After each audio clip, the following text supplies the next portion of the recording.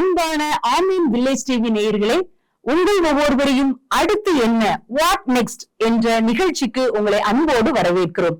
இந்த நாட்கள் என்ன நாட்கள்? ரிசல்ட் வருகிற நாட்கள். பிள்ளைங்க மட்டும் இல்ல, பேரண்ட்ஸும் ரிசல்ட்டுக்காக ஈகரா வெயிட் பண்ணிட்டு இருக்கீங்க. வெயிட் பண்றதோட மட்டும் இல்ல, நம்முடைய உள்ளத்துல ஒரு பயம் கலந்த ஒரு எதிர்பார்ப்பு இருக்கத்தான் செய்யுது.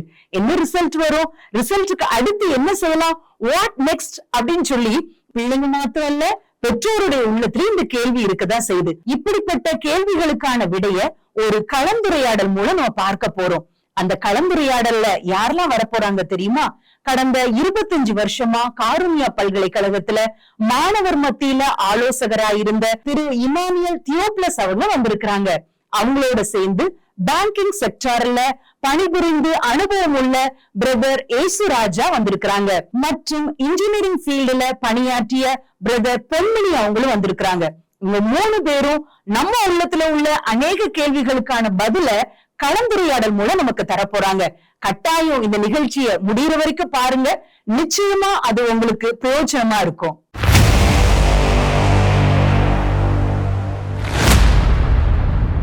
ஆண்டவராகிய இயேசு கிறிஸ்துவின் நாமத்தில் பெற்றோர்களாகிய உங்களுக்கும் மாணவ செல்வங்களாகிய உங்களுக்கும் அன்பின் வாழ்த்துக்களை தெரிவித்துக் கொள்கிறோம். இந்த ஒரு காலகட்டங்கிறது மாணவ மாணவியருக்கு மிகவும் முக்கியமான ஒரு காலகட்டம். 10th மற்றும் 12th, அப்புறம் சிபிஎஸ்சி, அந்த மாதிரி எல்லா குரூப்பை சேர்ந்தவங்களுக்கும் ஒரு முக்கியமான காலகட்டத்தில் வந்திருக்கிறோம். என்னென்னா, இன்னும் ரிசல்ட் வரப்போகுது. நம்முடைய எழுதின உங்களுடைய தேர்வுகளுக்கான மதிப்பெண்கள் மற்றும் நீங்கள் என்ன கிரேடு வாங்கியிருக்கீங்கிற ஒரு ரிசல்ட் வரப்போகுது. அதை எல்லாரும் அவளோடு எதிர்பார்த்து காத்து கொண்டு இருப்பீங்க. பெற்றோர்களும் மாணவர்களை விட பெற்றோர்கள் தான் ரொம்ப எதிர்பார்ப்போடு காத்து கொண்டு இருப்பாங்க. ஏன்னா அந்த காலகட்டத்தில் நாங்களும் கடந்து வந்திருக்கோம். நாங்களும் ஒரு காலகட்டத்தில் மாணவர்களாக இருந்து இந்த மாதிரி 10th 12th அந்த மாதிரி அந்த டைமில் நம்ம என்ன மதிப்பெண் பெற போகிறோமோ, அடுத்து நம்மளுடைய எதிர்காலம் என்னவோ அப்படின்னு ரொம்ப பயந்துட்டு இருந்த நேரங்கள் உண்டு இல்லையா? இப்போ அதை பற்றினதான ஒரு சின்ன டிஸ்கஷன். அப்போ நமக்கு என்ன மாதிரி ரிசல்ட் வந்தால் அதை எப்படி மேற்கொள்கிறது, என்ன நம்ம ஒரு எதிர்பார்ப்போடு இருப்போம். இந்த மாதிரி தான் ரிசல்ட் வரும்னு எதிர்பார்ப்போடு இருப்போம். பட் அந்த எதிர்பார்ப்புக்கு அகைன்ஸ்டாக ஏதாவது வந்துட்டா, இல்லை எதிர்பார்த்த மார்க்கை விட சற்று குறைஞ்சிட்டா, சில மாணவர்கள் இந்த காலகட்டங்களில், முன்னாடி அந்த மாதிரி கிடையாது, இந்த காலகட்டங்களில் அநேக மாணவர்கள் தாங்க நினச்சது நடக்கலையே அப்படின்னு சொல்லி ஒரு தவறான முடிவுக்கு போகிற சூழ்நிலையெல்லாம் இருக்குது. அப்போ அந்த மாதிரி போகாத அளவுக்கு பெற்றோர்களும் தங்களுடைய பிள்ளைகளை எப்படி அவங்கள கரெக்டாக ஹேண்டில் பண்ணலாம், பிள்ளைகளும் அந்த எதிர்பார்ப்பிலிருந்து எப்படி அதிலிருந்து மேற்கொண்டு மேலே வரலாங்கிறதுக்கான ஒரு சிறிய உரையாடல் தான். வணக்கம் அண்ணே. இப்போ நம்ம சொன்னது மாதிரி தான், பிள்ளைங்களை விட பெற்றோர்கள் தான் அதிக எதிர்பார்ப்போடு இருப்பாங்க. இந்த ரிசல்ட்டை அதிக எதிர்பார்த்து காத்துட்டு இருப்பாங்க. என்னன்னு பார்த்தீங்கன்னா, இப்போ நான் என்னுடைய மாணவ பருவத்தில் என்னால் படிக்க முடியாதது, நான் ஒரு சில காரியங்களை தோற்றுருப்பேன். ஆனால் அதை பிள்ளைங்கிட்ட எதிர்பார்ப்பேன். என்னால் இதை பண்ண முடியல, ஆனால் என் பிள்ளை அதை பண்ணணும்னு சொல்லி எதிர்பார்ப்பேன். இப்போ நான் 10th ஒரு 300 மார்க் எடுத்திருக்கேன்னா, என் பிள்ளை ஒரு 450 மார்க் எடுக்கணும் அப்படிங்கிற எக்ஸ்பெக்டேஷனோட என் பிள்ளைய எதிர்பார்ப்பேன். அப்போ அதை எப்படி ஃபேஸ் பண்ணுறது, அது கரெக்டாக? நல்ல கேள்வி பிரதர். பொதுவாகவே எல்லா பேரண்ட்ஸுக்குமே ஒரு தன்னுடைய பிள்ளைகளுடைய எதிர்பார்ப்பு நிச்சயமாக இருக்கும், அதில் எந்த விதமான சந்தேகம் இல்லை. சூழ்நிலை நாம் பார்த்து காரியங்களை செய்வது மிகவும் பிரயோஜனமாக இருக்குன்னு சொல்லி நான் ஆசைப்படுகிறேன். பெற்றோருக்கு கொடுக்குற ஒரு ஆலோசனை என்னவென்று சொன்னால், எதிர்பார்ப்பது எந்த விதமான தவறு இல்லை, ஆனால் எதிர்பார்த்த மார்க் வரவில்லை என்பதற்காக பெற்றோர்கள் தங்களுடைய வாஞ்சங்களையும் ஆசைகளையும் தன்னுடைய பிள்ளைகள் மேல் திணிக்காமல் இருப்பது நம்ம நல்ல காரியம், மிகவும் பிரயோஜனமாக இருக்க சொல்லி நான் வாஞ்சிக்கிறேன், உங்களுக்கு அறிவுரையாக சொல்லுகின்றேன். ஒரு உதாரணம் சொல்ல போனால், ஒருவேளை நான் செய்யலையே என் பிள்ளையாவது செய்யட்டுன்னு சொல்லிட்டு ஆசை இருக்கு, ஆனால் அதை விட அந்த பிள்ளைக்கு என்ன கெப்பாசிட்டி இருக்கு, அந்த பிள்ளைக்கு என்ன, அந்த பிள்ளையோட வாஞ்சி என்ன, அந்த பிள்ளையோட தாகம் என்ன, அதுல எது அது சிறப்பாக இருக்கிறதோ அதுல நீங்கள் ஊக்குவித்து அந்த பிள்ளையை நீங்க ஒரு சிறந்த படிப்பை கொடுப்பதற்கு என்னெல்லாம் முடியுமோ அதை செய்வீர்கள் சொன்னால் அது மிகுந்த ஆசிரியமாக இருக்கும். ஒருவேளை சில பிள்ளைகளுக்கு ஃபிசிக்ஸில் ரொம்ப ஆசையாக இருப்பாங்க, சில பேர் மேக்ஸில் நல்லா இருப்பாங்க, சில பேர் கெமிஸ்ட்ரியில் நல்லா இருப்பாங்க, சில பேர் டிராயிங்கில் நல்லா இருப்பாங்க, சில பேர் ரொம்ப க்ரியேட்டிவாக இருப்பாங்க, சில பேர் கம்ப்யூட்டர் கோடிங்கில் இன்ட்ரெஸ்ட் இருப்பாங்க. அதனால் நீங்கள் பெற்றோரும் பிள்ளைகளும் உட்கார்ந்து பேசி ஒரு நல்ல ஒரு முடிவு எடுப்பது மிகுந்த ஆலோசனை மிகுந்த சிறப்பாக இருக்கும் என்பதில் எந்த விதமான ஐயப்பாடும் இல்லை. அதாவது நம்மளோட பெற்றோர்களுடைய எதிர்பார்ப்பை விட, அதாவது கடவுள் வந்து பிள்ளைங்க ஒவ்வொருத்தருக்கும் பிறந்த ஒவ்வொரு மனுஷனுக்கும் ஒவ்வொரு தனித்துவத்தை கொடுத்துருப்பாங்க. அப்ப அந்த தனித்துவம் என்னங்கிறத நம்ம ஐடென்டிஃபை பண்ணி நம்முடைய ஆசையை அவங்க மேல திணிக்காதபடிக்கு அவங்களுடைய திறமை என்னங்கிறத நம்ம கண்டுபிடிக்கணும்னு சொல்றீங்க. ஆமா ஆமா பிரதர். கண்டிப்பா பிரதர், கண்டிப்பா இது ஒரு நல்ல ஆலோசனை தான். அண்ணே பேசலாம். ஆனால் நீங்கள் பேசின காரியங்கள் ரொம்ப யூஸ்ஃபுல்லாக இருந்திருக்குன்னு நினைக்கிறேனே. ஆக்சுவலாக பெற்றோருடைய ஆசைகளை பிள்ளைகளிடத்தில் திணிக்கக்கூடாதுன்னு சொல்லி ரொம்ப அந்த முக்கியமான பாயிண்ட்டுனே. ஆனால் இதை ஏதாவது ஒரு உதாரணம் சொல்லி சொன்னீங்கன்னா அவங்களுக்கு நல்லா புரியும்னு நினைக்கிறேன். இன்னும் எக்ஸ்ட்ராவாக அவங்களுக்கு நல்லா புரியும்னு நினைக்கிறேன். ஏதாவது உதாரணங்கள் சொல்ல முடியுமா நீங்கள்? சொல்லலாம். நான் ப்ளஸ் 2 படிக்கிறப்போ வந்து நான் வந்து ப்ளஸ் 2ல் வந்து காமர்ஸ் குரூப் தான் எடுத்திருந்தேன். ஸோ காமர்ஸ் குரூப் தான் நான் படித்து கொண்டு இருக்கும்போது எங்கள் கிளாஸில் அப்போ தான் 35 பேர். அதில் 35 பேரில் வந்து 34 பேர் பாஸ் ஆகிட்டாங்க.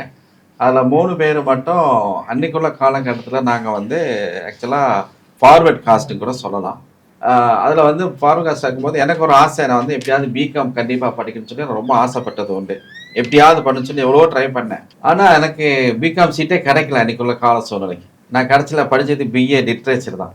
ஆனால் அந்த பிஏ லிட்ரேச்சர் படித்தது அது உண்மையாலுமே தேவனுடைய சித்தம். அது எனக்கு ஒரு 15 வருஷம் கழிச்சு தான் எனக்கு தெரிஞ்சது ஏன் ஆண்டவர் வந்து பிஏ லிட்ரேச்சரை படிக்க வச்சார் அப்படின்னு சொல்லி 15 வருஷம் கழிச்சு தான் எனக்கு தெரிஞ்சுது. அதனால நம்ம பல ஆசைகள் இருக்கலாம், பல சித்தம் இருக்கலாம், தேவன் ஒரு திட்டத்தை வைத்திருப்பார். அதனால தேவனுடைய திட்டம் என்பதை நீங்க ஜெபித்து அறிந்து காரியங்களை செய்யும் போது நிச்சயமாவே அது உங்களுக்கு மிகுந்த ஆசீர்வாதமா இருக்கும். ஒருவேளை அன்னைக்கு அது உங்களுக்கு இன்னைக்கு உள்ள சூழ்நிலை அது தெரியாம இருக்கலாம், ஆனா அது பின்னாடி அதுல நிச்சயமாவே ஒரு நோக்கம் இருக்கும் என்பதில் எந்த விதமான சந்தேகம் இல்லை. அதனால நீங்க பிள்ளைங்க இதுதான் படிக்கின்றத சொல்றதை விட பிள்ளைங்க எதுல சிறப்பா இருக்கிறாங்க அதை தெரிந்தெடுத்து அந்த ஆப்பர்ச்சுனிட்டி கொடுங்க. நிச்சயமாக உங்க பிள்ளைங்க படிச்சு ஒரு பெரிய ஆளாக சந்தேகம்.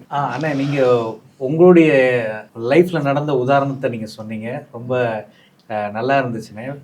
எனக்கு நீங்க சொல்லும் போதே எனக்கு ஒரு ஞாபகம் வந்துச்சுண்ணே. நம்ம ஏமி கார்மைக்கல் அம்மையாரை குறித்து ஞாபகம் வந்துச்சுண்ணே. ஆமாம், அவங்களுடைய கண்கள் வந்து பிளாக் கலரில் இருக்கும். பொதுவாக அவங்க நாட்டில் வந்து பார்த்திங்கன்னா அவங்க ஐஸ் வந்து ப்ளூயிஷாக இருக்கும். எனக்கு ஏன் இப்படி கண்கள் இருக்குன்னு சொல்லி அவங்க அம்மாட்டெல்லாம் போய் அழுவாங்க, ஆண்டவர்கிட்டே அழுது கேட்டிருக்காங்க. ஆனால் ஆண்டவர் பின்னாட்களில் அவங்கள வந்து இந்தியாவில் மிஷினரியாக வந்து நிறைய பேருக்கு அவங்க ஊழியம் செய்ய கர்த்தர் அவங்களுக்கு ஒரு கிருபை செய்தார். அதுக்கப்புறம் தான் அவங்களுக்கு புரிஞ்சது ஏன் எனக்கு வந்து ஒரு பிளாக் ஐஸ் ஆண்டவர் கொடுத்துருக்காரு அப்படின்னு சொல்லிட்டு. நான் இது மூலமாக நேயர்களுக்கு சொல்கிறதுனா, பின்னாட்களில் உங்களுடைய எதிர்காலம் வந்து ஆண்டவருக்கு தான் தெரியும். நம்முடைய காலங்கள் கர்த்தருடைய கரத்தில் இருக்கிறது. இப்போ நம்ம ஆண்டவருடைய சித்தம், நம்முடைய சுய சித்தம் இப்படி ஆசைன்னு சொல்லி நினைப்போம். ஒருவேளை அதை ஆண்டவர் நோன்னு சொல்லிட்டாருன்னா இதை காட்டிலும் பெஸ்டான ஒரு காரியம் உங்களுடைய பேர் எப்படி ஏமி கார்மைக்கல் அம்மையாரை வந்து ஒரு இந்த உலகமே போற்றக்கூடிய அவங்களுடைய பணிகள், ஆண்டவர் அவங்களை உயர்த்தினார். அதே போல் உங்களுக்கு ஒரு உயர்வான காரியத்தை நிச்சயமாக வச்சுருப்பார். அது இப்போ உங்களுக்கு தெரியாது, ஃப்யூச்சரில் தான் தெரியும். ஸோ அது கர்த்தருடைய கரத்தில் நாம் எந்த ஒரு காரியத்தையும் கொடுக்கும்போது நிச்சயமாக அதை கர்த்தர் ஆசீர்வதித்து கொடுப்பார். எதை படித்தாலும் அதை சிறப்பாக படிக்கணும். அதில் வந்து அது மாதிரி சந்தேகம் இல்லை. நீங்கள் எந்த சப்ஜெக்ட் படித்தாலும் அதை சிறப்பாக படிக்கும் போது நிச்சயமாகவே அதுக்கு கண்டிப்பாக ரிவார்டு உண்டு. அதில் எந்த விதமான சந்தேகமே இல்லை. இப்போ அண்ணன் சொன்னது மாதிரி நான் எடுத்த குரூப் வந்து ஹிஸ்ட்ரி குரூப் தான். அந்த காலத்தில் நான் படிக்கும்போது ஹிஸ்ட்ரி குரூப்னாலே ஒரு மோசமான குரூப்னு சொல்லுவாங்க. ஒரு ஆடு காலி செட்டு தான் அந்த குரூப். ஆமா, தாழ்வா நினைப்பாங்க. பட் ஆண்டவருடைய கிருபையினால பாருங்க, அந்த குரூப் படிச்சாலும் ஆண்டவர் என்னை அந்த பேங்கிங் ஃபீல்டில் கிட்டத்தட்ட ஒரு 23 இயர்ஸ் ஒர்க் பண்ண வச்சு ஒரு நல்ல பொசிஷனில் சீனியர் ஏரியா மேனேஜருங்கிற பொசிஷனில் வச்சு பல இடங்களில் என்னை நல்லா உயர்த்தி வைத்திருந்தார். அதனால நம்ம எடுக்கிற சப்ஜெக்ட்டுன்னு இல்லை, ஆண்டவருக்குள்ள நம்ம ஆண்டவர் கரத்தில் ஒப்பு கொடுத்து நம்ம அவர் சித்தத்துக்கு விடும்போது 10th மார்க் குறைஞ்சி போச்சு, இதனால எனக்கு அவ்வளோதான் என் லைஃபே முடிஞ்சு போச்சுன்னுலாம் இல்லை. ஆண்டவர் அதுலேயும் ஒரு சிறப்பான திட்டத்தை வச்சிருப்பாருங்கிறத நம்ம டிஸ்கஸ் பண்ணுறோம். ஆமாண்ணே, இப்போது அதில் எனக்கு நீங்கள் சொல்லும்போது தான் இப்போது அந்த எக்ஸாம் ரிசல்ட் வரும்போது நம்ம பேரண்ட்ஸே ரொம்ப த்ரில்லிங்காக, ஆமாம், ரொம்ப படபடப்பாக இருப்பாங்க. ஆமாம், அவங்க பேசுகிறதா நம்மளுக்கு பயத்தை உண்டாகும். ஸோ அந்த டயத்தில் கொஞ்சம் ரிலாக்ஸாக என்ன மார்க் வந்தாலும் பரவாயில்ல, ஆண்டவர் அற்புதமா நடத்துவாரு அப்படின்னு சொல்லி உங்களுக்கு ஒரு தைரியத்தை ஊட்டி பிள்ளைகளுக்கு. என்னண்ணே, ஆமா, அவங்க பிள்ளைகள் கூல் ஆயிடுவாங்க. சரி, என்ன வந்தாலும் ஒன்றும் பிரச்சனை இல்லை, ஏதாவது ஒரு ஸ்கோப் இருக்கு, நம்ம அம்மா நம்மளுக்கு சப்போர்ட், அப்பா சப்போர்ட்டா இருக்காங்க, அப்படி ஒரு தைரியம். பிள்ளைகளுக்கு அவங்க தானே, அம்மா அப்பா தானே கண்டிப்பா support. கண்டிப்பா கட்டாயம் சொந்தக்காரங்க வந்து இவ்வளவுதான் மார்க்கா அப்படின்னு சொல்லுவாங்க. ஆமா ஆமா பரவாயில்ல, என் பிள்ளைக்கு இவ்வளவு மார்க்கு, இதுல ஒரு நல்ல சித்தத்தை ஆண்டவர் வச்சிருப்பாரு அப்படின்னு சொல்லி தைரியத்தை சொல்றது, கண்டிப்பா இது கண்டிப்பா பெற்றோர் நிச்சயமா செய்யணும். ஆமா இல்லையா? ஆமா ஆமா ஆமா கண்டிப்பா ஏன்னா செய்யணும். பிள்ளைங்களே என்ன எதிர்பார்ப்பாங்கன்னா மார்க் குறைஞ்சு போச்சுங்கிறத விட நம்ம அம்மா அப்பா என்ன சொல்லுவாங்களோ அப்படிங்கிற ஒரு பயம் தான் அவங்களுக்கு இன்னும் ஜாஸ்தியா இருக்கும். நிச்சயமா. அதை எப்படி மேற்கொள்றதுன்னு கொஞ்சம் பெற்றோருக்கு சொல்ல வேண்டிய ஒரு காரியம் என்ன சொன்னா, என்ன பிள்ளைங்க என்ன மார்க் எடுத்தாலும் நீங்க அந்த பிள்ளைங்கள தட்டி கொடுத்து, அந்த பிள்ளைங்கள ஊக்குவிச்சு, இன்னைக்கு உள்ள சூழ்நிலையில நிறைய வாய்ப்புகள் நிறைய இருக்கிற நிமித்தமாக கரெக்ட். நீங்கள் சோர்ந்து போக வேண்டிய அவசியம் இல்லை. ஒரு வேளை பிள்ளைகள் ஃபெயிலா இருந்தாலும் நீங்க அதை பெரிதுபடுத்தாதபடிக்கு பிள்ளையோடு கொஞ்சம் நேரங்களை செலவு செய்து அந்த பிள்ளையுடைய சூழ்நிலை புரிந்து நீங்க உடனே என்ன செய்யணும், அதுக்குரிய அடுத்த மேற்கொண்டு செய்து அந்த பிள்ளைகளை உற்சாகப்படுத்தி அந்த பிள்ளைகளை கரை ஏறுவதற்குரிய எல்லா சப்போர்ட்டும் கொடுங்க. நீங்க அந்த பிள்ளைங்களை மற்ற பிள்ளைகளோட கம்பேர் பண்ண வேண்டிய அவசியம் இல்லை. மற்ற பிள்ளை அவ்வளோ பாரு இவ்வளோ பாரு அப்படின்னு தயவு செய்து நீங்க கம்பேர் பண்ணாதபடிக்கு, ஓகே தவறு செஞ்சுட்டான் அதை பொறுத்து மன்னிச்சு நீங்க உங்க பிள்ளைங்களை தொடர்ந்து உற்சாகப்படுத்துங்க. நிச்சயமாவே பிள்ளைங்க பெரிய காரியத்தை செய்யும். இங்க ஒரு உதாரணம் சொல்ல விரும்புகின்றேன். ஆஹ் என்னுடைய நண்பர் ஒருவர் திருச்சி ஏர்போர்ட்ல இருந்து ரிட்டையர்ட் ஆனார். அவர் ஒரு 25 வருஷத்துக்கு முன்னாடி பியூசியில ஃபெயில் ஆயிட்டார். அவங்க அப்பா ஒரு டெய்லர். கோவை பட்டணத்துல ரங்கிகவுடா ஸ்ட்ரீட்ல அந்த தள்ளு வண்டி இழுத்து கொண்டு போயிருக்கார். அப்பொழுது மேலே பார்க்கும்போது ஒரு ஏர்கிராஃப்ட் போயிட்டு இருக்கு. ஐயோ ஏர்கிராஃப்ட் போதே நான் அப்படி இருக்கிறேன்னு சொல்லி அவர் யோசித்தது உண்டு. ஆனால் அவர் கிடைத்த வருமானத்தை வைத்து அவர் திரும்பமாக பியூசி அவங்க அப்பா எழுத வைத்தார். பியூசியை படித்து முடித்து விட்டார். பிஎஸ்சி பிசிக்ஸ் சேர்ந்தார். 3 வருஷம் அதையும் படித்து விட்டார். அந்த சமயத்தில் ஆண்டவராய் இயேசு கிறிஸ்து சொந்த ரட்சகராய் ஏற்றுக்கொண்டார். அதை வெற்றியை படித்து முடித்து இந்தியன் ஏர்லைன்ஸில் இன்டர்வியூக்கு போனாங்க. அன்னைக்குள்ள காலகட்டத்தில் 100 பேர் வந்திருந்தாங்க. அதில் 4 பேர் செலக்ட் ஆனால் அதில் ஒருத்தர் இவன். அவர் என்னுடைய நண்பர். எனக்கு இன்னைக்கு அவரோட தொடர்பு இருக்கு. அவர் ஒரு டெஸ்டிமனி எழுதிக்கிறார். கூலி பிகேமே கண்ட்ரோலிங் ஆஃபீஸர். அதனால அருமையான பெற்றோரே, பிள்ளைகளே, நீங்கள் உங்கள் தோல்வியை கண்டு தோழ வேண்டிய அவசியம் இல்லை. முயற்சி எடுங்க. நிச்சயமாகவே உங்கள் முயற்சியை தேவன் ஆசீர்வதிப்பார் என்பதில் எந்த விதமான சந்தேகம் இல்லை. கண்டிப்பா ஆனா இந்த டயத்துல நீங்க ஒரு கம்பாரிசனை பத்தி சொன்னீங்க. ஸோ கண்டிப்பா அது ரொம்ப ஒரு முக்கியமானது. முக்கியமானது. ஏன்னா நானே இப்போ பெற்றோர்களுக்கு வந்துனே அவங்க அவங்க ரேஞ்சில் உள்ளவங்கள பெற்றோர்கிட்ட வந்து அவன் பிள்ளை அவன் சாதாரண கண்டிப்பா எனக்கு கீழே வேலை பார்க்குறவன் அவன் பிள்ளை நல்லா நல்ல படிக்கிறான், மார்க் எடுத்திருக்கான். நான் என் பிள்ளை வந்து இப்படி மார்க் வாங்கியிருக்கேன். இப்போ டீச்சர்ஸ் மத்தியில் அப்படிதான் இருக்கும். அவங்க இல்ல ஸ்கூல்ஸ் டு ஸ்கூலே கம்பேர் பண்றாங்க. ஸ்கூல்ல ரிசல்ட்ல கரெக்டுங்க அப்படின்னு கம்பேர் பண்றாங்க. இவங்களுடைய டிக்னிட்டி, ஈகோ நிமித்தமா பிள்ளைகள்கிட்ட என்ன செஞ்சிடறாங்க, அந்த அந்த கோபத்தை, கோவத்தை காட்டுறாங்க. கண்டிப்பா அந்த எதிர்பார்ப்பை ம். யோசிக்கிறாங்க. ஸோ இது வந்து ஒரு பேர் ஆபத்துன்னு இது. கண்டிப்பா கண்டிப்பா ஒரு இளைய சமுதாயத்தை வந்து ஒரு மோசமான ஒரு இது பண்ண அவங்கள டிப்ரெஸ் பண்ற மாதிரியான ஒரு இது. நிச்சயமான இது அவங்களுக்கு தெரியாமலே என்ன செஞ்சிடறாங்க, அவங்க அது பிள்ளைகள்கிட்ட எதிர்பார்த்து ஒரு மாதிரி திணிக்கிறாங்க. அருமையான பெற்றோருக்கு கொடுக்க வேண்டிய ஒரு ஆலோசனை என்னன்னு சொன்னா, தயவு செய்து உங்களுடைய பிள்ளைங்களை வந்து திரும்பமாக சொல்கிறேன், நீங்க மற்றவங்க பிள்ளையோட ஒப்பிட வேண்டாம். உங்க பிள்ளைகளுக்கு என்ன முடியுமோ, உங்க பிள்ளைங்க எதுல சிறந்து விளங்குறாங்களோ அதுல அவங்களை உற்சாகப்படுத்தும் போது நிச்சயமாவே இந்த பிள்ளைகள் கரையேறி வருவார்கள் என்பது எந்த விதமான சந்தேகம் இல்லை. நான் ஏற்கனவே உதாரணம் சொல்லிவிட்டேன். அதை இன்னொரு உதாரணம் கூட சொல்லலாம். ஒரு கல்லூரியில 2 மாணவர்கள் 2 வேலைக்காரர்களும் சேர்ந்தாங்க. ஏற்கனவே சொன்ன மாதிரி ஒரு பையன் பிஏ ஹிஸ்ட்ரி சேர்ந்தான். சேர்ந்த அன்னைக்கு அவன் சொன்னான், நான் வந்து ஐஏஎஸ் ஆஃபீஸராக. அவனுடைய ஃப்ரெண்ட்ஸு டீச்சர்ஸ் எல்லாருமே சிரித்தாங்க. அவன் என்ன செஞ்சான், கடைசியில் ஒரு நாளைக்கு 3 மணி நேரம் லைப்ரரியில் உட்காந்து அவன் சின்சியராக படித்தா அந்த ஐஏஎஸ் ஆஃபீஸருக்காக வந்து ஆயத்தப்படினான். 3 வருஷம் கழித்து ஐஏஎஸ் எக்ஸாம் எழுதுனா ஃபஸ்ட் அட்டம்ப்டில் அவன் ஃபெயில் ஆகிட்டான். ஆனால் அவன் துவழ்ந்து போகலை, அதனால் அவன் தோர்த்து போகல. அவன் என்ன பண்ணான், உடனே பேங்க் ஆஃபீஸர் எக்ஸாம் எழுதுனா அதில் பாஸ் பண்ணி பேங்க் ஆஃபீஸர் ஆனான். திரும்பவும் என்ன பண்ணான், ஐஏஎஸ் எழுதுனா திரும்ப ஐஏஎஸ் ஆஃபீஸர் ஆகிட்டான். இன்னொரு பையன் பிஎஸ்சி மேக்ஸ் சேர்ந்தான். என்னை வழியில் பார்த்தான், அப்படியே நின்று அழுதான். ஐயோ என்னுடைய காலத்தை நான் வேஸ்ட் பண்ணி விட்டேன்னு சொல்லிட்டு, நான் இப்போது கூறியிருப்பாக இருக்கேன்னு சொல்லிட்டு. அறிவான பெற்றோரை நல்லா கவனிங்க. இங்கே ஒருவேளை பிஏ ஹிஸ்ட்ரி தான், பிஏ இங்கிலீஷ் தான், அப்படியெல்லாம் நீங்கள் எதுவும் கவலைப்பட வேண்டிய அவசியமே கிடையாது. என்ஜினியரிங் படித்தாதான் வாழ்க்கை, மெடிக்கல் படித்தாதான் வாழ்க்கை, பிடிஎஸ் படித்தாதான் வாழ்க்கை, ஐஏஎஸ் ஐபிஎஸ் தான் வாழ்க்கை என்று அப்படி இல்லை. இது வந்து இன்னைக்குள்ள சூழ்நிலைகள் வந்து எல்லாமே ஒரு கடல் மாதிரி நிறைய வாய்ப்புகள் திறந்துருக்கு. ஆமா, நீங்க என்ன செய்யுங்க, கூகுளில் போயோ நெட்ல போயோ சர்ச் பண்ணி என்ன படிச்சா என்ன எதிர்காலம் உண்டு. நான் ஏற்கனவே சொன்னேன், எதை படிச்சாலும் சிறப்பா படிங்க. அதுக்கு நான் உதாரணமும் கொடுத்துட்டேன். அதனால நீங்க தோர்ந்து போக வேண்டிய அவசியம் இல்லை. உங்க பிள்ளைங்களை நீங்க கடினமா இருக்க வேண்டிய அவசியம் இல்லை. ஒருவேளை உங்க பிள்ளைங்க ஃபெயில் ஆயிருந்தா கூட அறிவான பெற்றோர்களை தயவு செய்து பிள்ளைகளை நீங்க என்ன செய்யணும், கடிந்து கொள்ளாத படிக்கை வெளியே கூட்டிட்டு போங்க. அவருடைய சூழ்நிலையை புரிந்து கொள்ளுங்க. அவங்களோட உட்கார்ந்து பேசுங்க. ஏன் ஃபெயிலியர், என்ன ஆச்சு, என்ன ரீசன்? ஒருவேளை சிக்னஸ் இருந்திருக்கலாம், ஒருவேளை பயமா இருந்திருக்கலாம், ஏதாவது ஒரு ரீசன் இருந்திருக்கலாம். அதனால அந்த பிள்ளைங்களுடைய அந்த சூழ்நிலையை புரிந்து பெற்றோராகிய நீங்க முதிர்ந்தவர்களாக இருப்பீங்க. பெற்றோரை புரிந்து கொஞ்சம் பிள்ளைங்களோட நேரங்களை செலவு செய்து ஒரு நல்ல ஒரு இடத்துக்கு கூட்டிட்டு போங்க. மனசை விட்டு பேசுங்க. வாப்பா மகனே, நம்ம நீ என்ன செய்யலாம், அதாவது முடிஞ்சால் அந்த டீச்சரை போய் பாருங்க. உடனே அடுத்த எக்ஸாம் எடுத்துக்கிட்ட வழிகளை பார்த்து அந்த பிள்ளைகளை உற்சாகப்படுத்தி என்ன உங்களால் எவ்வளவு பெஸ்ட்டோ நீங்கள் செய்ய முடியுமோ அவ்வளோ பெஸ்ட்டாக செய்யுங்க. நிச்சயமாகவே நீங்கள் தேவனை சார்ந்து இருக்கும் பொழுது, தேவனை நம்பி காரியங்களை செய்யும்போது நிச்சயமாகவே தேவன் உங்களை ஆசீர்வதிப்பார் என்பது சந்தேகம் இல்லை. அதற்கு எக்ஸாம்பிள் நாங்கள் 3 பேருமே, நாங்களும் ஒரு காலத்தில் மாணவர்களாக இருந்தோம். நாங்களும் பல தோல்விகளை சந்தித்திருக்கிறோம்.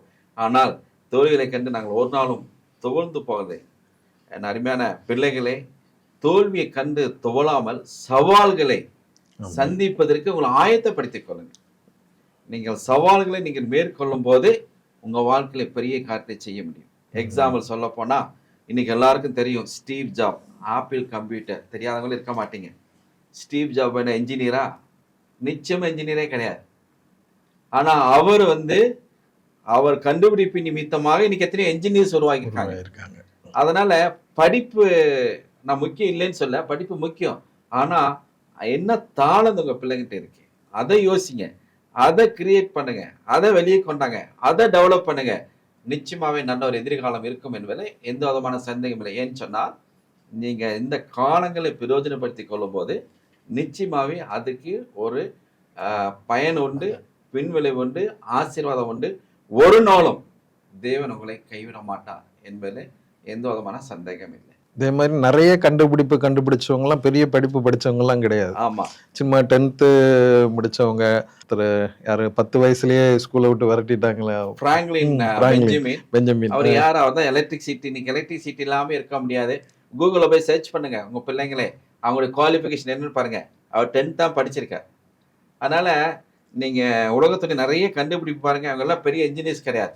ஆனா அவங்க பெற்றோர் அவனுக்கு நல்ல சப்போர்ட்டா இருந்திருக்கிறாங்க. ஆனா பெற்றோர் சப்போர்ட் நிமித்தமாக நிறைய கண்டுபிடிச்சு எடுத்திருக்காங்க. ஒருவேளை உங்களுக்கு எல்லாருக்கும் தெரியும் தாமஸ் ஆல்வா எடிசன். அது எத்தனை முறை அந்த முயற்சி, அந்த பல்பை கண்டுபிடிக்கிறதுக்கு எவ்வளவு முயற்சி இருக்காரு. கடைசியில் அவர் சொன்னது என்ன? 1000 முறை 1000 வழிகளை கண்டுபிடித்து இதை வெற்றியை சாதித்தேன்னு சொல்கிறார். அதுதான் நம்ம வாழ்க்கையில நம்ம பிள்ளைகளுக்கு பெற்றோராகிய நாங்கள் எல்லாரும் பெற்றோர்கள் தான். அதனால பெற்றோராகிய நாம் எல்லாரும் பிள்ளைகளுக்கு கற்றுக் கொடுக்க வேண்டியது என்னன்னு சொன்னால், இது இருந்தாதான் வாழ்க்கை என்பது அல்ல, அவருக்குள்ளாக ஒளிந்து மறைந்திருக்கிற தாளந்துகளை, அவருக்குள்ளே காணப்படுகின்ற அந்த கிரியேட்டிவ்னஸை, அவருக்குள்ளே காணப்படுகின்ற அந்த ஸ்கில்ஸ், அவருக்குள்ளே காணப்படுகின்ற அவருக்குள்ள மறைந்து ஒளிந்து இருக்கின்ற தாளந்துகளை நீங்க வெளியே கொண்டு வாங்க. நிச்சயமாக உங்க பிள்ளைங்க நல்ல ஒரு கோர்ஸை படித்து ஒரு நல்ல சூழ்நிலைக்கு வருவார்கள் என்பதில் எந்த விதமான சந்தேகம் இல்லை. ஏன்னா கடவுள் மனுஷனுக்கு கொடுத்த ஒரு பெரிய கிஃப்ட் என்னன்னா கிரியேட்டிவ் தான். அப்ப எல்லா மனுஷனுக்குள்ளேயும் ஒவ்வொரு கிரியேட்டிவ் கடவுள் வச்சிருக்கிறார். அதான் நம்ம ஐடென்டிஃபை பண்ணி அதை பெற்றோர்களாகிய நாம் தான் நம்முடைய பிள்ளைகளை அடுத்த லெவலுக்கு கொண்டு வரணும். அவங்கள ஒரு குற்றப்படுத்தாம அவங்க குற்ற மனசாட்சிக்குள்ள போயிடக்கூடாது. அதுல நம்ம ரொம்ப கவனமா இருக்கணும். ஏன்னா இந்த காலகட்டங்கள்ல நியூஸ் பேப்பர்ஸ்ல பார்க்குறோம், டிவியில பார்க்குறோம், எல்லாமே ஒரு நெகட்டிவான மெசேஜஸ் தான் வந்துகிட்டே இருக்கு. இப்போ டிவி சீரியல்ஸ் எல்லாம் எடுத்துக்கிட்டா கூட நிறைய பாருங்க, டிவி சீரியல்ஸ்லயே அந்த மாதிரி இப்போ தோல்வி அடைஞ்சிட்டா உடனே நெக்ஸ்ட் சூசைடுங்கிற மாதிரியான ஒரு இதுக்கு அவங்க கொண்டு போறாங்க. ஆனா அந்த மாதிரி இல்லாம வாழ்க்கை வாழ்வதற்கு உங்க மைண்ட் இருக்கின்ற அந்த நெகட்டிவ் தாட்ஸை தயவு செய்து எடுத்து அதை வெளியே போட்டு விடுங்க. கண்டிப்பா இந்த எந்த விதத்திலும் negative mind set, negative thought, negative influence உங்களை கண்ட்ரோல் பண்ணாத படிக்கு நீங்க தேவனை சார்ந்துருங்க. ஒரு கேள்வி கேட்கிறேனே பிள்ளைங்கிட்ட, உங்களை இன்ஃப்ளூயன்ஸ் பண்றது எது? Who is influencing you? நீங்கள் எதை இன்ஃப்ளூயன்ஸ் பண்ணுறீங்க, உங்கள் வேர்ட் ஆஃப் காட் உங்களை இன்ஃப்ளூயன்ஸ் பண்ணுச்சுன்னா நிச்சயமாக என்னால் சொல்ல முடியும், நீங்கள் ஒரு சாதனையாளராக மாறுவீர்கள். ஏனென்று சொன்னால் தேவனை நம்பின பிள்ளைகள் ஒருபோதும் வெட்கப்பட்ட போல வேதாகம் சொல்லுது. அநேக உதாரணங்களை சொல்லலாம். ஒருவேளை நீங்கள் பல கண்டுபிடிப்பை எடுத்து பாருங்களேன், உலகத்தில் எல்லாரும் தேவனை நம்பின விசுவாசிகள் தான் நிறைய கண்டுபிடிப்பை கண்டுபிடித்திருக்காங்க ஒழிய மற்றவர்கள் இல்லை. அதனால் நீங்கள் எந்த விதத்திலும் நெகட்டிவ் தாட்டுக்கோ நெகட்டிவ் இன்ஃப்ளூன்ஸுக்கோ தவறான எண்ணத்துக்கோ தவறான காரியங்களுக்கு முடிவு எடுக்காதபடிக்கு மாறாக நிச்சயமாகவே உங்கள் உறவினர், அக்காமார், அண்ணாமார், யாராவது ப்ரொஃபஸரோ இன்ஜினியரோ யாராவது இருப்பாங்க. தயவுசெய்து அவங்கள்ட்ட போய் சில ஆலோசனை கேளுங்க. நீங்கள் ஆலோசனை கேட்டீங்கன்னா அல்ல நீங்கள் எங்களை காண்டாக்ட் பண்ணுங்க, உங்களுக்கு ஆலோசனை கொடுக்குறோம். அந்த ஆலோசனைப்படி நீங்கள் என்ன செய்யலாம், அழகாக படிப்படியாக படியேறி நீங்கள் அழகாக ஒரு நல்ல ஒரு உயர்ந்த நிலைக்கு வரலாம் என்பதில் எந்த விதமான சந்தேகம் இல்லை. இதை வந்து நீங்கள் ஐயோ நான் ஃபெயில் ஆகிட்டேன், இப்படி போய் இவங்ககிட்ட கேட்பேன், ஐயோ நான் இந்த சப்ஜெக்டில் குறைஞ்சிட்டேன், என் டீச்சர் என்ன செய்வாங்க, அதெல்லாத்தையும் எடுத்து போட்டுருங்க. கடந்த காலம் கடந்து விட்டது, இனி என்ன வாய்ப்புகள் உண்டு அப்படின்னு சொல்லி உங்கள் டீச்சர்ஸ்டையோ, நான் ஏற்கனவே சொன்ன மாதிரி ஒரு நல்ல ஒரு பெரிய முதிர்ச்சி அடைந்த யாராவது இருப்பாங்க. இந்த காலத்தில் நிறைய பேர் இருப்பாங்க. ஒருவேளை அந்த காலத்துல எல்லாம் எங்களுக்கெல்லாம் வழிகாட்டுவதற்கு ஆட்கள் கிடையாது. உருண்டு புரண்டு நாங்கெல்லாம் மேலே வந்திருக்கிறோம். இன்னைக்கு நிறைய இருக்கு, நாங்களே அவைலபிள், ஃபோனில் கூட காண்டாக்ட் பண்ணலாம், உங்களுக்கு சொல்லிக் கொடுக்குறதுக்கு நிறைய வாய்ப்புகள் உண்டு. அதனால் தயவுசெய்து நீங்கள் உங்கள் அனுபவம் உள்ள ப்ரொஃபஸர்ஸ், டீச்சர்ஸ் யாரை வேணாலும் போய் பாருங்கள். உங்கள் ரிலேட்டிவ்ஸ் நிறைய பேர் ஐடியில் ஒர்க் பண்ணுவாங்க, உங்கள் கித் அண்ட் கின்ஸ் கசின்ஸ் எல்லாம் ஒர்க் பண்ணுவாங்க. அவங்ககிட்ட போய் கேளுங்க, நல்ல அனுபவம் உள்ள பிள்ளைங்களை கேளுங்க. நிச்சயமாகவே பல கதவுகள் திறக்கப்பட்டு அந்த கதவுக்குள்ளாக நீங்கள் பிரவேசித்து வாசல் வழியாக பிரவேசித்து நிச்சயமாகவே உங்களாலே மேலே ஏறி நல்ல ஒரு சூழ்நிலைக்கு வரும் என்பதில் எந்த விதமான சந்தேகம் இல்லை. ஆனால் நீங்கள் இப்போ சொல்லும்போது ஒரு பாயிண்ட் எனக்கு பிடிச்சிருந்துச்சுனே, ஆலோசனை கேட்கறது. நான் ஒருவேளை நான் அந்த 12th ஸ்டாண்டர்ட் முடித்து அடுத்தது போகும்போதுனே இன்ஜினியரிங், டாக்டர் இது மட்டும்தான் அந்த ஸ்கோப் இருந்துச்சுன்னு சொல்லி மைண்ட் செட்டில் அப்படி ஃபிக்ஸ் ஆயிடுச்சு. ஒருவேளை பிஎல் முடிச்சா லாயர் ஆகலாம், நல்ல ஒரு லாயர் ஆகலாம், ஒரு நல்ல அக்கௌண்டன்ட் ஆகலாம், சார்ட்டர்ட் அக்கௌண்டன்ட் இருக்கு.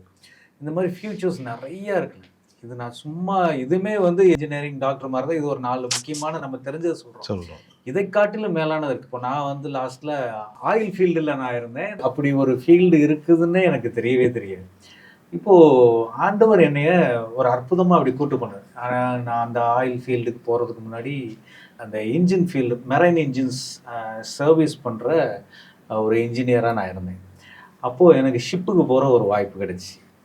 அப்போது அதான் ஃபஸ்ட் டைம் ஒரு ஷிப்புக்கு போய் அந்த இன்ஜினை சர்வீஸ் பண்ணுறதுக்கு ஆண்டவர் எனக்கு உதவி செய்தார். இந்த ஷிப்பில் நான் சர்வீஸ் பண்ணிட்டு இருக்கும்போது ஷிப்பில் செயிலிங் பண்ணுறதுக்கு வாய்ப்பு கிடச்சிச்சு. ஃபஸ்ட் டைம் ஷிப்பு பார்க்குறேன், அதில் ஒரு செயிலிங் எனக்கு வாய்ப்பு கிடைக்குது. ஸோ அப்புறம் பார்த்தீங்கன்னா ரிக் ஃபீல்டுக்கு போனேன். ரிக் ஃபீல்டில் போனால் எனக்கு நான் அந்த ரிக் ஃபீல்டு போனதே பார்த்தீங்கன்னா இதுக்கு முன்பாக ஒரு சாதாரண ஒரு கம்பெனி மூலமாக தான் அந்த ஃபீல்டுக்கு போகிறதுக்கு வாய்ப்பே கிடச்சிச்சு. மெயினாக அந்த கம்பெனி போனதே வந்து நான் ஃப்ளைட்டில் போகணுங்கிறக்காக. அந்த கம்பெனி போனால் நிறைய ஃபாரின் சைட்ஸ் எல்லாம் கொடுப்பாங்க. அங்கே போனால் சம்பளமும் கிடைக்கும், அடிக்கடி நிறைய கண்ட்ரிஸ் நம்ம போய்க்கலாம் அப்படின்னு சொல்லி போனேன். ஆனால் அங்கே எதுக்கு ஆண்டவர் கூட்டு போயிருக்காரு, என்னை ரிக் ஃபீல்டுக்கு கூட்டு போகணும். அங்கே போனால் அதை விட பெஸ்ட்டு சேலரி எனக்கு. அந்த ஃபீல்டு ரொம்ப ஆச்சரியமாக இருந்துச்சு, ரொம்ப பிரம்மாண்டமாக இருக்கு. ஆமாம், என்னுடைய நான் இன்ஜின் ஃபீல்டுக்கும் அதுக்கும் ரொம்ப வித்தியாசம், ரொம்ப அட்வான்ஸ்டாக இருந்துச்சு. ஸோ அதில் ஒர்க் பண்ண ஆண்டவர் எனக்கு உதவி செஞ்சேன். நான் இதெல்லாம் யோசித்து பார்த்துருக்கேன். பட் ஆனால் இது வாய்ப்பை வந்து யாரு கொடுக்குறா, ஆண்டவர் தான் கொடுக்குறேன். என்னுடைய பேக்ரவுண்ட்லாம் பார்த்தானே நான் 5th ஸ்டாண்டர்ட் வரைக்கும் ஒரு 3 ரேங்க்ல இருந்தேன். First 3 rank, 6th English medium மாற்றினாங்க, நான் லாஸ்ட்லேருந்து 3 ரேங்க்ல இருந்தேன். அப்போ என் ஃப்ரெண்டு அமரேசன் சொல்லி அவர் பார்த்தீங்கன்னா அவர் 43வது ரேங்க்னா நான் 44வது ரேங்க், மொத்தமே கிளாஸில் 44 பேர். அப்போது இப்படி இருக்கும்போது படித்து முடித்தோம். இப்போ அமரேசனை குறித்து நான் கேள்விப்படுறேன். அவன் எம்சிஏ முடிச்சுட்டு ஒரு சாஃப்ட்வேர் லைனில் இருக்கிறான், பெரிய ஆளாக இருக்கான். நாங்களாம் லாஸ்ட் ரேங்க்கு, லாஸ்ட் பெஞ்சு. அப்போது நான் ஆண்டருடைய கிருபையினால டிப்ளமோ முடித்தேன். டிப்ளமோவில் ஒரு பெரிய டேர்னிங் பாயிண்ட். வாத்தியார்லாம் வந்து ஒரு வேர்டு சொல்லுவாங்க, நல்லா படிக்கிற பையன்லாம் ஏன்ப்பா இப்படி தப்பு பண்ணுற அப்படின்னு சொல்லி ஒரு நாள் சொன்னார். எனக்கு அந்த சார்கிட்ட திரும்ப ஒருக்கு சொல்லுங்க சார் அப்படின்னு சொல்லி கேட்கணும் போல இருந்துச்சு. ஏன்னா 6th இருந்து பார்த்தீங்கன்னா நல்லா படிக்காத பையன், ஒரு ஆவரேஜ் பிலோ ஆவரேஜ் அப்படிதான் என்னுடைய பேரு. அப்படி இருந்த என்ன வந்து ஆண்டவர் வந்து டிப்ளமோவில் எனக்கு ஒரு டேர்னிங் பாயிண்ட். ஸோ வாழ்க்கையில் நிச்சயமா நம்மளுக்கு என்னைக்காவது ஒரு நாள் ஒரு டேர்னிங் பாயிண்ட் அடுத்தடுத்து நம்ம ட்ரை பண்ணும்போது ஆண்டவர் நிச்சயமா நம்மளுக்கு வாய்க்க செய்வார். இது ஆண்டவர் தான் என்னை கொண்டு போயிருக்காரு. நானா ரொம்ப ஒவ்வொரு பாயிண்ட்லயும் எனக்கு ஆண்டவர் தான் அற்புதமா நடத்துனார். கண்டிப்பா. இது எனக்கு என் லைஃபே யோசித்து பார்க்கும்போது ரொம்ப ஆச்சரியமா ஆண்டவர் என்னை நடத்திருக்காரு. எனக்காக ஜெபிக்கிற ஒரு டீம், டேவிட் கணேசன் அண்ணன், விஎம்ஓ மிஷினரி அண்ணன் கூட ஊழியர் செஞ்சிருக்காங்க, எனக்காக ஜெபம் பண்ணுவாங்க. இப்படி ஜெபிக்கிற மக்கள் என்னை சுத்தி இருந்தனால என்னை ஆண்டவர் ஒரு நாளும் கைவிடல. டேவிட்னு நிச்சயமா எனக்கு ஜெபிக்காத நாட்களே இருக்காது. அதே மாதிரி சந்தோஷனா இருக்காங்க அண்ணன், இவங்க எல்லாம் எனக்கு ஜெபிக்கின்ற மக்கள். ஸோ இப்படி இருந்தனால என்னை ஒவ்வொரு ஸ்டெப்லையும் ஆண்டவர் அற்புதமாக நடத்துங்க. ஸோ முக்கியமான பாயிண்ட் என்னன்னா, நம்மளுக்கு ஒரு ஜெபிக்கிற ஃபெல்லோஷிப் இருக்கும், ரொம்ப முக்கியம். கண்டிப்பாக இந்த ஜெபம் நம்மளையும் ஜெபத்தும் போது நிச்சயமா நம்முடைய வாழ்க்கை ஒரு மிகப்பெரிய ஆசீர்வாதமா இருக்குங்கிறதுல சந்தேகமே இல்லைங்கிறது என்னுடைய தாழ்மையான ஒரு கருத்து. கண்டிப்பா. இதே மாதிரி பைபிள்லயே நம்ம பார்த்துருக்கோம். ஆண்டவரை சார்ந்திருந்த தாவீதாகட்டும், யோசேப்பாகட்டும், தானியல் ஆகட்டும், பாருங்க ஆரம்ப நிலையை பார்த்தோம்னா எங்கேயோ தாவீதெல்லாம் ஆடு மேய்த்து கொண்டிருந்தவர், அவரை அரசனாக்கிட்டார் ஆண்டவர். அதே மாதிரி யோசேப்பை எடுத்துக்கிட்டோம்னா யோசேப்பும் அதே மாதிரி தான், குழியில தள்ளப்பட்டவர், சிறைச்சாலையில் இருந்தார், அவரை ஆண்டவர் வந்து ஒரு பிரதம மந்திரியாக மாத்தினாரு. அதே மாதிரி தானியலையும் ஒரு பிரதம மந்திரியாக வச்சிருந்தார் ஆண்டவர். அப்ப ஆண்டவரோடு சார்ந்து இருக்கும்போது அவங்களுடைய ஆரம்ப நிலை அற்பமா இருந்தாலும் அவருடைய முடிவு வந்து சம்பூர்ணமா இருந்துச்சுன்னு நம்ம வேதத்துல வாசிக்கிறோம். அதை பத்தி நீங்க. ஆமா, எனக்கு ஒரு இது ஞாபகத்துக்கு வருதுனே, அதை நான் உங்கள்கிட்ட சொல்றேன், நீங்க அடுத்து சொல்லுங்க. அண்ணே சொல்லும்போது தாவீது, யோசேப்பு, ஒருவேளை யோசேப்பு குழியில இருக்கும்போது முறுமுறுத்ததாக பைபிள்ல இல்ல. ஆமா, இல்ல எங்கேயுமே. அதே மாதிரி தாவீது எந்த அண்ணன் மாதிரிலாம் மிலிட்டரியில இருக்காங்க, இவர் ஆடு மேய்க்கிறாரு, எந்த ஒரு இடத்துல ஆண்டவர் முறுமுறுத்ததாக எழுதவே இல்லை. தானியேலும் அது மாதிரிதான். ஆமா, ஆமாவா இல்லையா? ஆமா ஆமா. சோ இது ரொம்ப முக்கியமான ஒரு பாயிண்ட். நம்ம எந்த ஒரு சூழ்நிலையும் முறுமுறுத்துறோம், எனக்கு ஆண்டவர் இப்படி ஒரு காரியத்தை செஞ்சுட்டாரு, தோல்வி வந்துட்டா உடனே நம்ம ஆண்டவரை விட்டு பின்வாங்கி போற எவ்வளவு பேர் இருக்காங்க. ஆமா. இப்போ நம்ம கவனிச்ச மாதிரி யோசேப்பை எடுத்துக்கொள்வோம். கொஞ்சம் யோசித்து பாருங்களேன், ஒருவேளை யோசேப்புடைய சூழ்நிலை நீங்கள் நானும் இருந்தால் என்ன பண்ணிருப்போம்? குழிக்குள்ள தள்ளின உடனே நம்ம நினைச்சோம் வாழ்க்கையே முடிந்து விட்டது என்று சொல்லி அவன் அன்னைக்கு ஒரு கன்க்ளூஷன்லாம் வந்திருப்போம். அவனை ஜெயிலில் போட்ட உடனே என்ன நினைச்சிருப்போம்? அவ்வளோதான், நம்ம முடிஞ்சு போச்சு, காலமெல்லாம் ஜெயில். ஆனால் அப்படி நடக்கவே இல்லையே. காரணம், அந்த யோசேப்பு தேவனை சார்ந்திருந்தான். நம்ம சொன்ன மாதிரி முறுமுறுக்கல சொல்லப்படும் சொன்னா அந்த சூழ்நிலையை ஏற்றுக்கொண்டாங்க.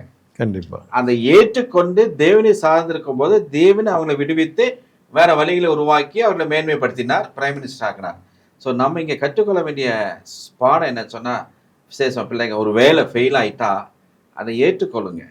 ஏற்றுக்கொண்டு ஆணுகிட்ட போய் கேளுங்க, எங்கே தவற நீங்கள் என்னத்தினால ஃபெயிலான்னு சொல்லிட்டு திரும்பமாக என்ன செய்யுங்க, அதையே நொந்துட்டு இருக்காதீங்க. ஐயோ ஃபெயில் ஆகிட்டேன் கூட அதை ஓவர் கம் பண்ணுங்க. சவாலை எடுத்து பார், நான் பாஸ் பண்ணி காமிக்கிறேன் அப்படின்னு ஒரு முயற்சி எடுங்க.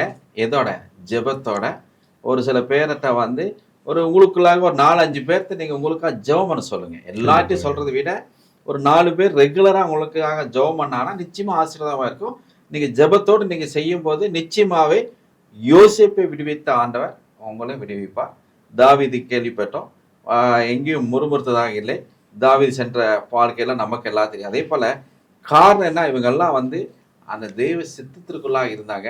அந்த கடந்து வந்த பாதையை கண்டு முறுமுறுக்கல, அதை ஏற்றுக்கொண்டு தேவனுடைய சித்தத்தை நிறைவேற்றினாங்க. ஸோ நமக்கு இங்கே தெரிய வேண்டிய காரியம் என்ன, பெற்றோராகிய நீங்களும் பிள்ளைகளும் அந்த சூழ்நிலையை ஏற்றுக்கொள்ளுங்க. சாப்பிடாம இருக்காதீங்க, நொந்து போயிட வேண்டாம்.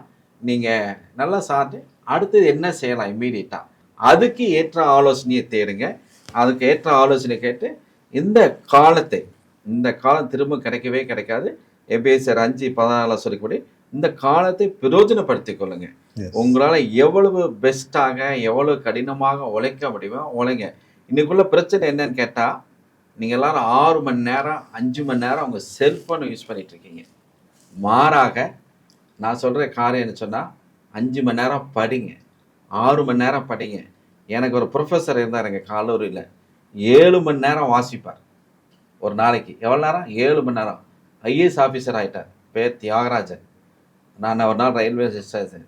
ஸோ அதனால் நீங்கள் ரொம்ப நேரம் உங்கள் டைமை இந்த எலக்ட்ரானிக் கேஜெட்ஸில் இந்த இதில் ரொம்ப நேரம் ஸ்பெண்ட் பண்ணாதபடிக்கு எல்லாத்தையும் ஒதுக்கி விட்டு நிறைய படிங்க, நிறைய ரீட் பண்ணுங்கள்.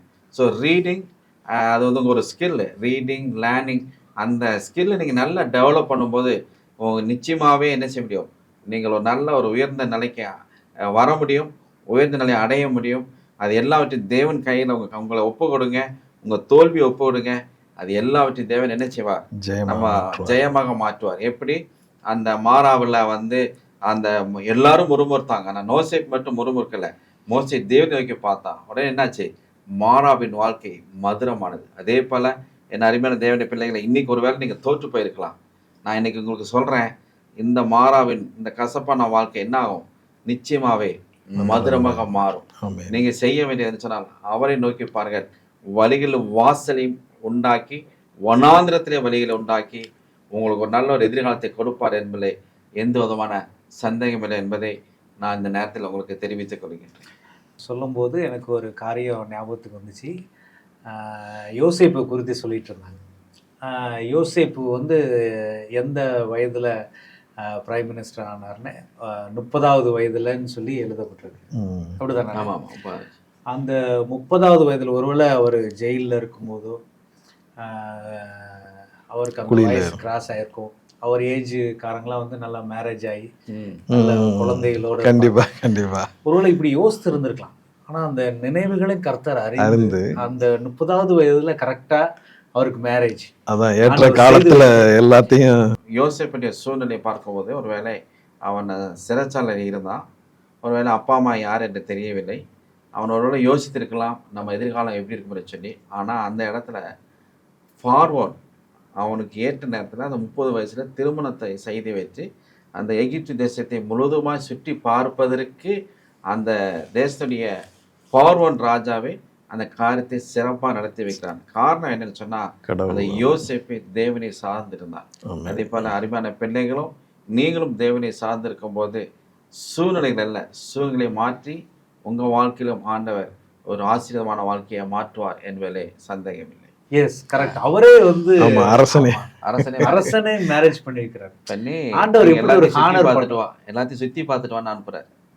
காரை கொடுத்து அனுப்புற மாதிரி சேரிட்டை கொடுத்து அனுப்புறாரு.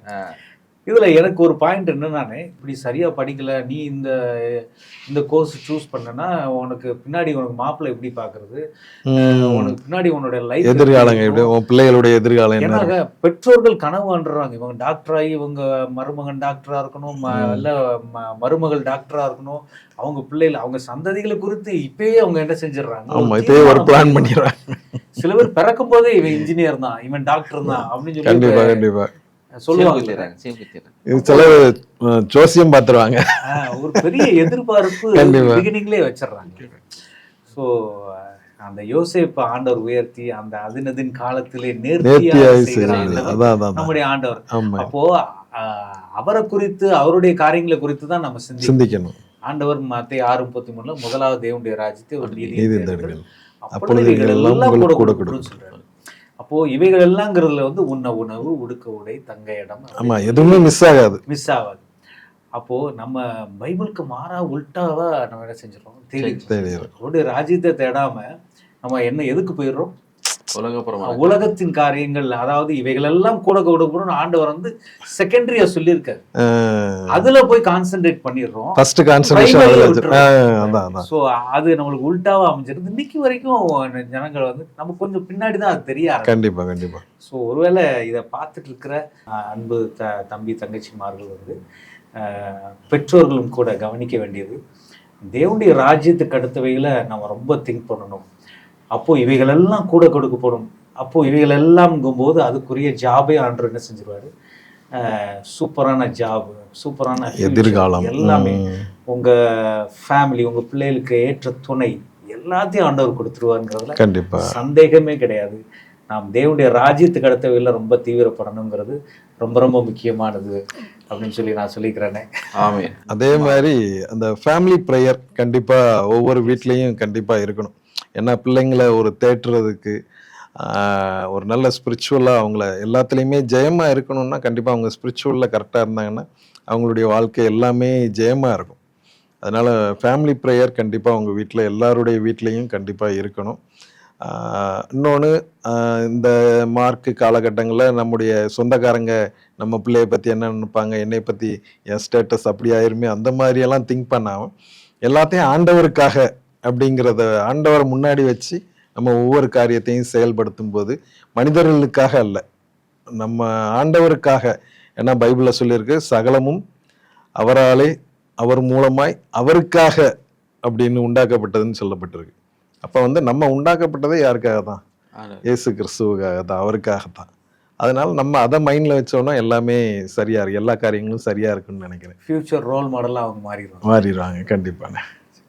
பொதுவாக இன்னைக்குள்ள காலகட்டத்தில் அநேக பிள்ளைங்க மார்னிங் வேதாத்தை வாசிப்பதில்லை. அது அது நல்ல ஒரு அறிகுறியே கிடையாது. அதனால் தயவுசெய்து வேதத்தை வாசிங்க, காலையில் வாசிங்க. நிச்சயமாகவே ஒரு பெரிய ஆசீர்வாதம் இருக்குது என்பதில் சந்தேகமில்லை. ஏன் காலையில் வாசிக்கும் அப்படின்னு சொல்லி நீங்கள் கேட்கலாம். நிறைய பேர் பார்க்குற தூங்க போகிறதுக்கு முன்னாடி அவரை வாசிட்டு அப்படியே படுத்துருவாங்க. அதெல்லாம் நல்ல பழக்கமே கிடையாது. ஆக்சுவலாக ஏன் காலைல வாசிக்கணும் அப்படின்னு சொன்னீங்கன்னா, சங்கீதம் 32:8 அருமையான ஒரு வசனம் இருக்குது. நான் உனக்கு போதித்து நீ நடக்க வேண்டிய வழியை உனக்கு காட்டுவேன், என் கண்ணே உனக்கு ஆலோசனை வைத்து உன்னை வழிநடத்துவேன்னு சொல்லி அங்கே அருமையான ஒரு வசனம் சொல்லப்பட்டிருக்கிறது. அதாவது நீங்கள் வேதத்தை தேடி நீங்கள் வேதத்தை வாசிக்கும் போது உங்களுக்கு ஆலோசனை நிச்சயமாகவே தேவனை கர்த்தர் கொடுப்பார். ஆனால் நீங்கள் தேடினாதான் கிடைக்கும். ஏன் காலையில் வாசிக்கணும் அப்படின்னு சொன்னீங்கன்னா, முதலாவது நம்ம ஒரு எக்ஸாம்பிள், இப்போ நீங்கள் ஒரு 4 பேர் உங்கள் ஃப்ரெண்ட்ஸ் இருக்காங்கன்னு வச்சிங்களேன். அதை ஃபஸ்ட்டு யார்கிட்ட போய் பேசுவீங்க? உங்களுக்கு ரொம்ப பிடிச்சக்கிட்ட உடனே போய் பேசுவீங்க, ஏன்னா க்ளோஸ் ஃப்ரெண்ட்ஸ். அப்போது நீங்கள் உங்களுடைய தேவனாய் கர்த்தர் இடத்துல முதல்ல போய் பேசும் பொழுது உங்களுக்கு அன்னைக்கு என்ன வேணுமோ, என்ன வார்த்தை வேணுமோ அதை கொடுப்பார். எக்ஸாம்பிள் சொல்லப்போனால், நீங்கள் ஏன் மார்னிங் பைபிள் வாசிக்கணும்?